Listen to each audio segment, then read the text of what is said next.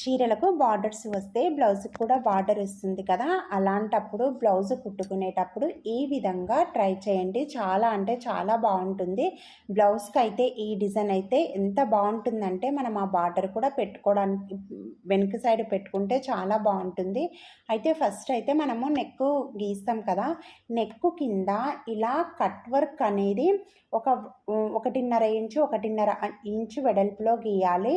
అలాగే నెక్ కింద పైనుంచి కిందికి వి షేప్ అనేది రావాలి, అలా కట్ చేసుకోవాలి. ఈ కట్ వర్క్ కూడా మరీ గ్యాప్ ఎక్కువ వచ్చేటట్టు చూడకండి, 1.5 ఇంచ్ అయితే సరిపోతుంది. ఇలా పైనుంచి కిందికి వి షేప్ వచ్చేటట్టు కట్ చేసుకొని ఇలా బార్డర్ అనేది ఇలా పెట్టుకోండి.